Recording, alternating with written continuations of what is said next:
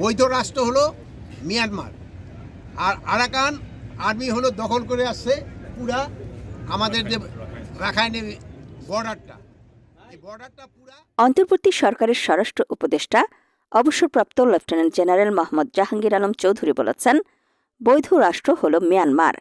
Bangladesh Myanmar বর্ডারে Myanmar army নেই, Arakan army border দখল করে আছে।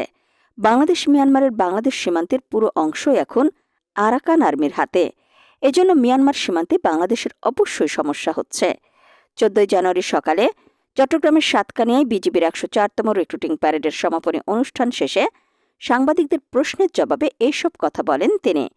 স্বরাষ্ট্র উপদেষ্টা আরও বলেন যে, বাংলাদেশ সরকারের যোগাযোগ মিয়ানমার সরকারের সাথে। সীমান্তে কোনো সমস্যা হলে আমরা প্রতিবাদ জানাই মিয়ানমার সরকারের কাছে।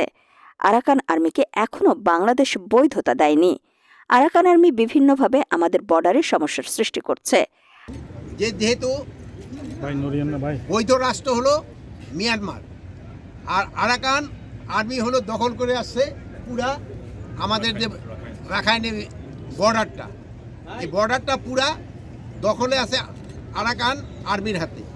মিয়ানমার আর্মি কিন্তু বর্ডারে নাই, এই জন্য আমাদের একটা তো সমস্যা ডেফিনেটলি হচ্ছে। বাট আমাদের যোগাযোগ হলো মিয়ানমার সরকারের সাথে।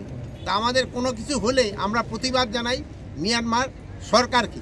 বাট আরাকান আর্মি যারা এখনও বর্ডার আছে তাদের তো আমরা এখনও বৈধতা দেই নেই, এবং তারা যে বিভিন্নভাবে বর্ডারে যে আমাদের কিছু কিছু সমস্যার সৃষ্টি করতেছে তা আপনারা জানেন।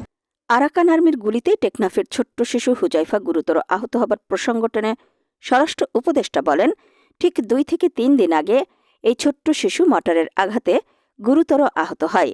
তাকে উন্নত চিকিৎসার জন্য ঢাকায় নেওয়া হয়েছে। মিয়ানমার সেনাবাহিনী এবং আরাকান আর্মির ভেতরে যখন উত্তপ্ত পরিস্থিতি সৃষ্টি হয়, তখন 2-1টি গুলি বাংলাদেশ সাইডেও এসে পড়ে। এজন্য আমরা প্রতিবাদ করেছি। ভবিষ্যতে এটা যেন না আসে, এজন্য সব ধরনের প্রস্তুতি নিচ্ছি। কিছুদিন আগে আমাদের একটা ছোট বাচ্চাও মোটরে আঘাতে আহত হয়েছে, তাকে আমরা অলরেডি ঢাকা নিয়ে আসা হয়েছে।